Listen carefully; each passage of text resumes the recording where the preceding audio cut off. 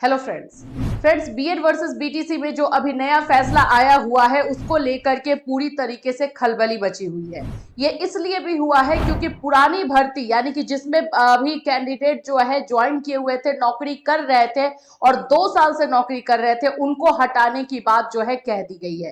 तो आगे का क्या है, अब इस केस का असर जो है किन किन केसेस पे हो रहा है और आगे बिहार के उन अभ्यर्थियों के लिए जो 2 साल से काम कर रहे थे उनके लिए कौन कौन सा रास्ता खुल रहा है उसके बारे में डिस्कस करेंगे, क्योंकि आपके मैसेजेस लगातार इसी बारे में आ रहे हैं कि अब इसमें क्या क्या हो सकता है उसके बारे में बताइए। और इस केस का असर बाकी सारे केसेस पे, चाहे वो मध्य प्रदेश का केस हो, छत्तीसगढ़ का केस हो या फिर हिमाचल का हो, किसी पे भी जो है क्या असर होने वाला है उसके बारे में बताइए। तो चलिए इसी बात को लेकर के डिस्कस करते हैं इस वीडियो में और आपको पॉइंट टू पॉइंट हर चीजों को जो है क्लियर किया जाएगा।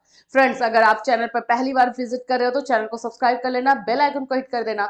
यहाँ पर आपको बीएड वर्सेस बीटीसी से रिलेटेड हर इंफॉर्मेशन जो आप लोगों के लिए जरूरी है दी जाती है। चलिए सबसे पहले अगर हम बात कर लेते हैं कि इस केस में जो चीजें हुई हैं वो एक तरह से बोल सकते हैं कि बाकी जो ज्वाइन किए हुए कैंडिडेट है, जो अभ्यर्थी है, जो चाहे मध्य प्रदेश में हो, चाहे छत्तीसगढ़ में हो, चाहे हिमाचल में हो, वो जो ज्वाइन किए हुए हैं उन लोगों के लिए एक तरह से हिलाने वाली है। वो लोग थोड़ा सा डर से गए हैं और वही मैसेज लगातार कर भी रहे हैं। देखिए, हम आपको बताते हैं ये जो फैसला आया है ये बिहार में, जाहिर सी बात है कि ये 2 साल से जो काम कर रहे थे स्टूडेंट्स, अभ्यर्थी, उन लोगों के लिए बहुत ही निराशाजनक है। लेकिन इसमें एक बात आपको नोटिस करनी पड़ेगी कि सभी केसेस में एक दूसरे से कुछ ना कुछ अलग है और असर तो होगा, नो डाउट। इसमें मैं बिल्कुल भी ये नहीं कहूंगी कि असर नहीं होगा, इसका असर होगा। लेकिन अभी क्या हुआ है ना कि सबसे ज्यादा असर होने वाला एक केस हमारे पास है जिसकी सुनवाई 11 दिसंबर को है। इस केस का ही असर जो है सभी जगहों पे होने वाला है। जो अर्नव घोष वाला जो है मामला है, इस पे इसकी से रिलेटेड है। लेकिन अभी जो ये बिहार में ये खबर आ गई है, इसकी वजह से मध्य प्रदेश केस पर क्या असर होने वाला है। और जाहिर सी बात है कि जब एक हाई कोर्ट का कोई फैसला आता है तो दूसरे हाई कोर्ट में या दूसरे केसेस में जो है उसको एक एज अ रेफरेंस लिया जाता है। तो मध्य प्रदेश वाले केस की सुनवाई तो आप लोग जानते हो जनवरी में अब होने वाली है। 2 जनवरी का जो उसका डेट आया तो वो तो जनवरी में होगी, उसमें अभी कोई दिक्कत नहीं है। लेकिन छत्तीसगढ़ का मामला है, वहां पर बच्चे परेशान हो रहे हैं। तो मैं आपको बता दूं कि बिल्कुल रेफरेंस दिया जा सकता है, लेकिन इसी फैसले के आधार पर जो है कहीं पर भी फैसला नहीं सुनाया जाएगा। और जब इस बात को ध्यान में रखा जाए कि ये इससे जुड़ा हुआ मामला जो है सुप्रीम कोर्ट में जब चल रहा है तब, तो उस समय बिल्कुल भी उसमें बोल सकते हो कि दूसरे हाई कोर्ट में या दूसरे केसेस में जो है उसको इतनी ज्यादा तरजीह नहीं मिलेगी। मिलेगी जरूर, वहां पे जरूर एडवोकेट जो होंगे वो इस बात को उठाएंगे कि पटना हाई कोर्ट ने जो है इसमें ये चीजें सुना दी। अब पटना हाई कोर्ट में ये फैसला सुनाने का रीजन भी यही था, आउटकम। ये मामला जो है बहुत ज्यादा तूल पकड़ रहा है। सब्जेक्ट टू आउटकम जहां जहां है उसमें ये चीजें उठाई जा रही है कि जहां सब्जेक्ट टू आउटकम है वहां पे राइट टू लाइफ वाली जो चीजें हैं वो खत्म हो जा रही है। देखिए, मामले को अच्छे से समझने की कोशिश कीजिएगा। आपको जैसे मैंने बताया था कि जो लोग भी नौकरी कर रहे हैं उन लोगों को जो है इसी के जरिए बचाया जाता है कि राइट टू लाइफ, उन लोगों को जो है नौकरी करने का अधिकार है। और ये एक तरह से हमारा अधिकार है कि जीने के लिए, और जीने के लिए जो है वो नौकरी में लगे हुए हैं। अगर उन्हें अभी हटा दिया जाएगा तो उनका क्या होगा। तो ये राइट टू लाइफ के अकॉर्डिंग देखा जा रहा था और ये चीजें रखी जा रही थी। लेकिन जो भी मामले सब्जेक्ट टू आउटकम है, सब्जेक्ट टू आउटकम कहने का मतलब है कि जहां पर भी इस तरह की भर्तियां हुई हैं जिसमें ये पहले ही बोल दिया गया था कि सुप्रीम कोर्ट में जो केस चल रहा है, जिसकी सुनवाई हो रही है, देवेश शर्मा वाला केस, अगर उसके आउटकम में रख दिया गया था तो फिर इस चीज को वो खत्म कर देगा। कैसे कैसे ऐसे कि जो भी अभ्यर्थी ज्वाइन कर रहे हैं उनके ऑलरेडी पता है कि अगर सुप्रीम कोर्ट से कोई ऐसा फैसला आता है जो निगेटिव हो जाएगा तो उन लोगों को ये नौकरी छोड़नी पड़ेगी। तो सब्जेक्ट टू आउटकम वाले मामले, जहां जैसे एमपी में, मध्य प्रदेश में सब्जेक्ट टू आउटकम मामला है, ऐसे ही जितने भी मामले हैं उस पे ये वाला जो चीजें लगाई जा रही है बीएड की तरफ से उसको खत्म किया जा रहा है। ठीक है, ये भी सही है। सब्जेक्ट टू आउटकम को लेकर के ये किया जा रहा है। मेन अब जो सबका सेंटर पॉइंट जो बोलते हैं वो चीजें जो आ रही हैं वो हो गया है क्लैरिफिकेशन देना। अभी बात ये आ जाती है कि बिहार वालों के पास अब क्या ऑप्शन है। जो बिहार के 2021 में ज्वाइन किए हुए जो कैंडिडेट है, अभ्यर्थी है, अब उनके पास क्या रास्ता बचता है। तो देखो, इसको भी हम थोड़ा सा समझ लेते हैं, क्योंकि वो लोग भी मैसेज कर रहे हैं कि अब वो क्या कर सकते हैं, बता दीजिए।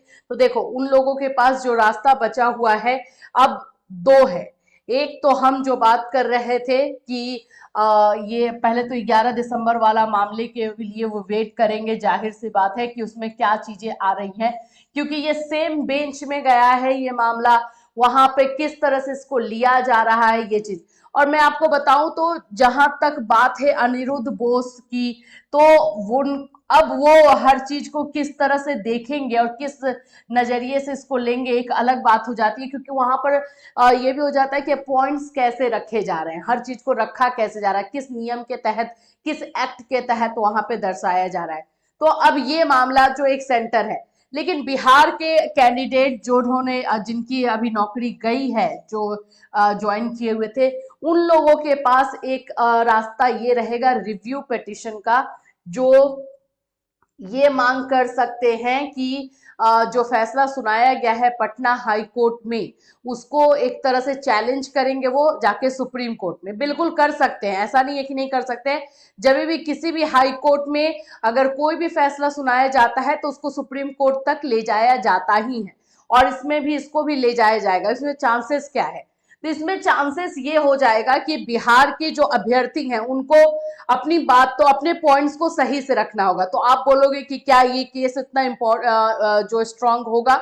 यहाँ पे मैं आपको सही चीजें दिखाना चाहूंगी।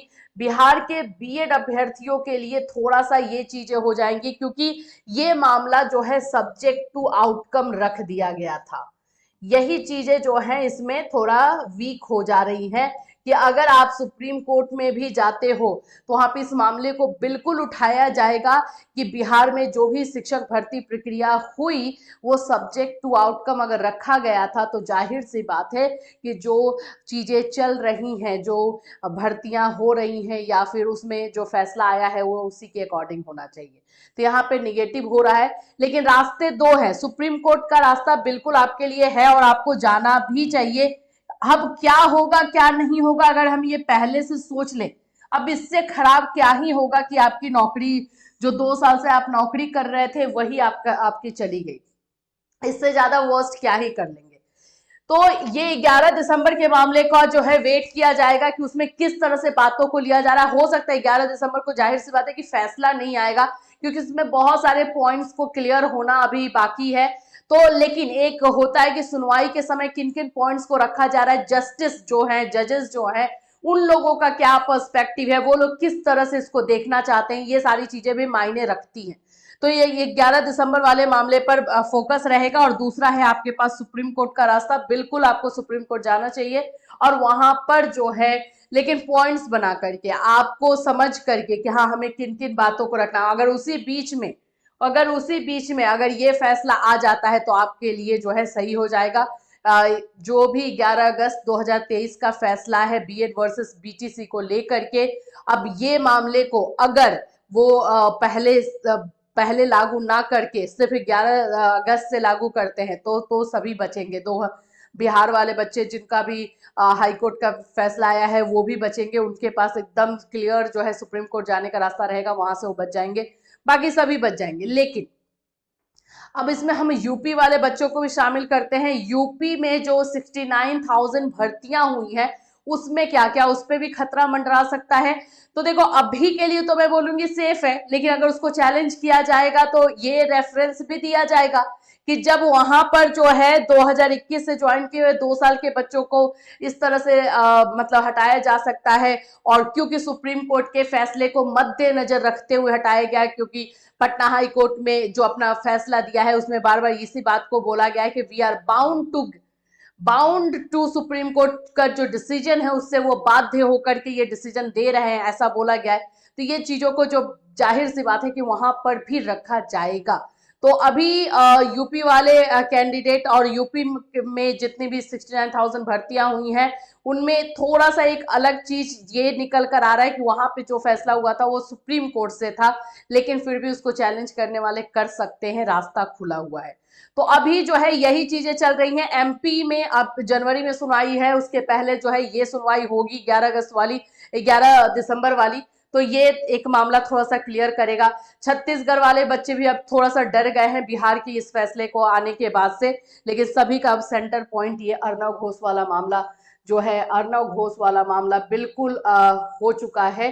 और 11 दिसंबर को जो सुनवाई होगी अर्नव घोष की, ये मामले पे सबकी नजर अब बनी हुई है। तो हम भी इस पे नजर बना करके रखे हुए हैं। इससे रिलेटेड जैसे ही कोई फैसला, कुछ भी अपडेट आएगा, डेफिनेटली आपको जो है इन्फॉर्म किया जाएगा आपके इसी चैनल के माध्यम से। Till then take care everyone.